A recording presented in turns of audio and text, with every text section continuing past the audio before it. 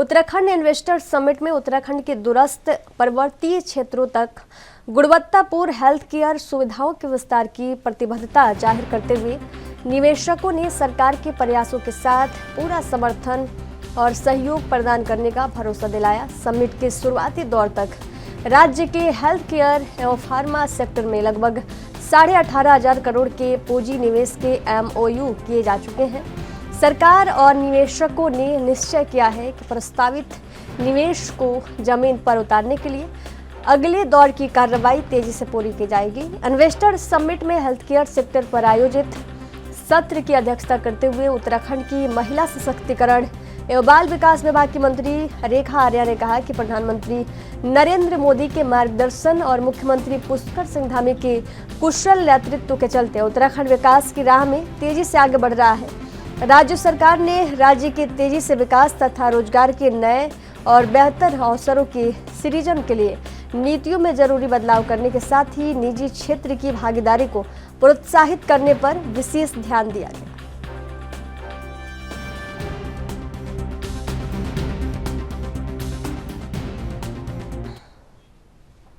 राजधानी देहरादून में आयोजित हो रहे ग्लोबल इन्वेस्टर समिट के दूसरे दिन पर्यटन और एडवेंचर स्पोर्ट्स के लिए 122 MOU हुए हैं। उत्तराखंड के पर्यटन एवं संस्कृति मंत्री सतपाल महाराज ने इस बारे में ज़्यादा जानकारी देते हुए कहा कि प्रधानमंत्री नरेंद्र मोदी ने लोगों से अपील की है कि वे उत्तराखंड को अपनी डेस्टिनेशन वेडिंग के लिए चुने, जिससे उत्तराखंड को वेडिंग डेस्टिनेशन के रूप में विकसित किया जा सके। सतपाल महाराज ने बताया कि सरकार हर स्तर से प्रयास कर रही है। एडवेंचर टूरिज्म समेत कई क्षेत्रों में निवेश के लिए हमने रास्ते खोले।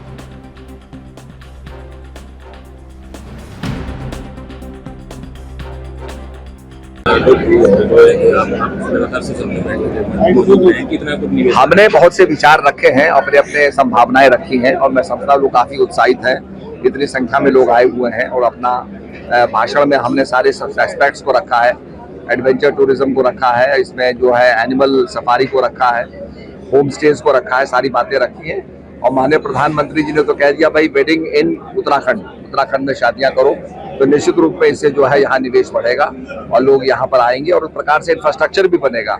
और यहाँ बना हुआ भी है, मसूरी के अंदर है, आपके ऋषिकेश में है, आपके नरेंद्र नगर में है, आपके जो है उधम सिंह नगर में है, आपके रामनगर में है, और भी इंफ्रास्ट्रक्चर बनेगा, लोग निवेश करेंगे और उसका फायदा मिलेगा उत्तराखंड। सितारगंज में डॉक्टर की लापरवाही से एक युवक की मौत का मामला सामने आया है। दरअसल मृतक नितिन की खाने के समय जीभ कट गई थी। इलाज के लिए परिजन उसे डॉक्टर के पास ले गए, जहां मौजूद डॉक्टर ने उनकी जीभ में टांके लगा दिए। टांके के लगाने के दौरान ज्यादा खून बह जाने से नितिन की मौत हो गई। नाराज परिजनों ने पुलिस पर मामले में कार्रवाई न करने का आरोप लगाया है। उधर पुलिस का कहना है कि जांच के बाद उचित कार्रवाई की जाएगी।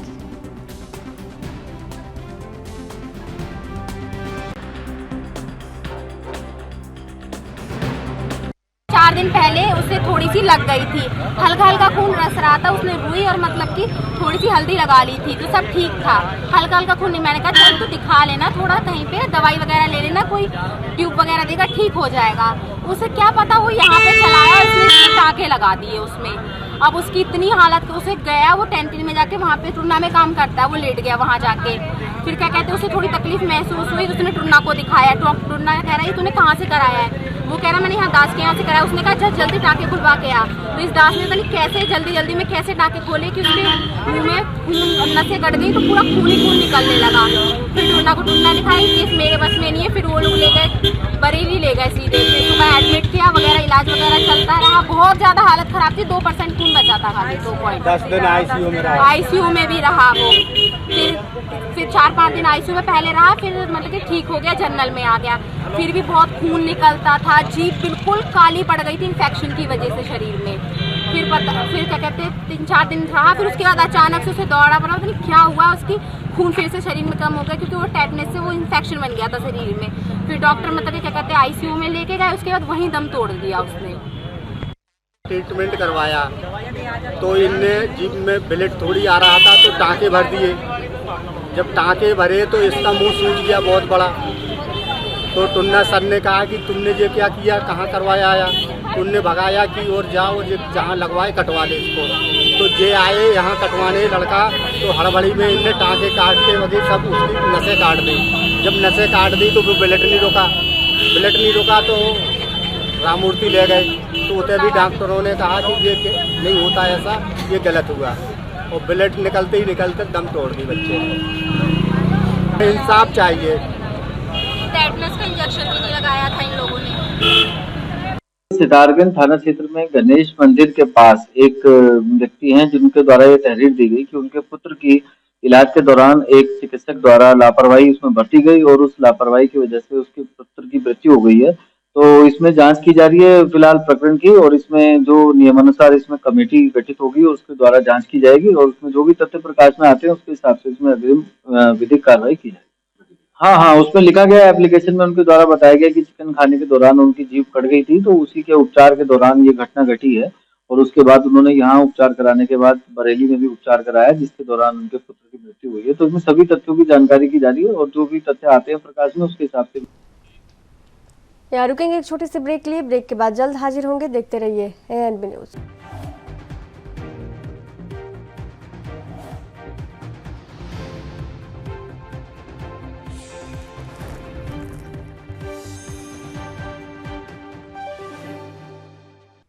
ब्रेक के बाद एक बार फिर से आप सभी का स्वागत है। बढ़ेगा अगली खबर की ओर। पूर्व कैबिनेट मंत्री मोहन सिंह रावत गांवासी के निधन से बीजेपी में शोक की लहर है। मुख्यमंत्री पुष्कर सिंह धामी ने परिजनों को ढंढास बधाया। वही पिछले काफी समय से अस्वस्थ थे। पार्टी कार्यकर्ताओं ने कहा कि उनके जाने से पार्टी को अपूरणीय क्षति हुई है। शनिवार को मुख्यमंत्री पुष्कर सिंह धामी ने बीजेपी कार्यालय पहुंचकर पूर्व कैबिनेट मंत्री एवं वरिष्ठ बीजेपी नेता मोहन सिंह रावत गांववासी के पार्थिव शरीर पर पुष्पांजलि अर्पित कर भावपूर्ण श्रद्धांजलि दी। सीएम ने कहा कि मोहन सिंह रावत गांववासी का निधन बीजेपी परिवार के लिए अपूरणीय क्षति है। उन्होंने दिवंगत आत्मा की शांति और शोक संतप्त परिजनों को धैर्य प्रदान करने की ईश्वर से कामना की।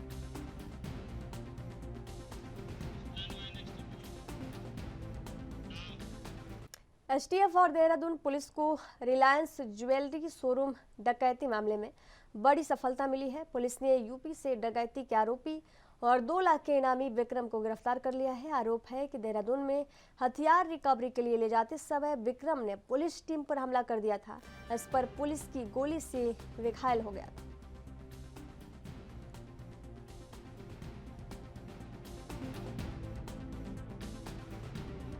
तारीख को रिलायंस के शोरूम में राजपुर रोड पर डकैती पड़ी थी और इसके बाद जो है हमारी ख्याल के निर्देश पर इसमें संयुक्त टीम बना दी गई थी एसटीएफ और देहरादून पुलिस की, जिसमें टेक्निकल टीमें अलग काम कर रही थी और जो हमारी ऑपरेशनल टीमें थी वो लगातार इसमें लगी थी। इसमें 7 लोग को तो पूर्व में गिरफ्तार किया गया था, जिसमें अभिषेक अरेस्ट हुआ था जो घटना में डायरेक्ट ज्वेलरी लूट में अंदर शोरूम में शामिल था। अब जो गिरफ्तारी हुई है इसमें 8वीं, इसमें विक्रम कुशवाहा नाम का व्यक्ति अरेस्ट हुआ। इसका कोड नेम पायलट था पूरे गैंग में और जिसका काम था कि वो यहाँ पर जब डकैती की जब इसके सदस्य जाते हैं तो बाहर सपोर्ट बेस्ड वेपन के साथ गाड़ी के साथ ये मौजूद था कि अगर अंदर कोई विरोध होता है या कहीं कोई ऐसी बात होती है तो उनको बचा के निकालना या फायर करना या इंजर्ड करना और इसके बाद उनको गाड़ियों से ले जाना। चूँकि यहाँ पर कोई विरोध नहीं हुआ था, प्रातः का समय था, इसलिए इनके द्वारा अलग अलग मोटरसाइकिल से निकल गए बदमाश जो डकैती करने आए थे। साथ ही साथ विक्रम कुशवाहा जिसकी अरेस्ट हुई है वो कार से निकल गया था।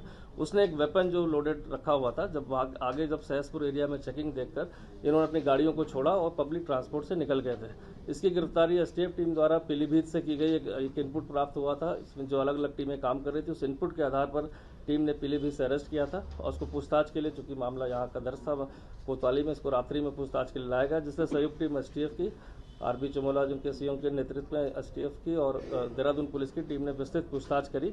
विस्तृत पूछताछ के बाद अभियुक्त द्वारा बताया गया कि जो गाड़ी जहां पर उसने छोड़ी थी उसके पास के जंगलों में इसने अपने जो वेपन था 7.62 ऑटोमेटिक पिस्टल है उसको छुपा दिया है। इसके बाद और जो कपड़े आदि की बात बताई थी चेंज किए गए थे, उसके तो उन साक्ष्यों को कलेक्ट करने के लिए टीम देर रात्रि जो है 6 सदस्यीय टीम बनी थी। इसमें देर रात्रि वो जंगल में वहाँ कॉम्बिंग सर्चिंग में गई, लेकिन अभियुक्त इतने शातिर है कि उसके द्वारा उसे पता था कि उसने लोडेड वेपन छुपा रखा है, तो उसने पहले अलग अलग स्थान दिखाए और टॉर्च की रोशनी में जब उस स्थानों को सर्च करा गया झाड़ियों को, तो उसने पास की झाड़ी में ही उस वेपन को जो छुपाया था लोडेड वहाँ से निकालकर पुलिस पार्टी पर फायर किया। लेकिन पुलिस पार्टी के फायर करने के उपरांत तत्काल रिएक्शन में उससे कि कहीं और कोई फायर ना कर पाए, भागे नहीं अंधेरे का फायदा उठाकर, तो उसके पैर में एक गोली लगी जिसको अस्पताल में एडमिट किया गया है।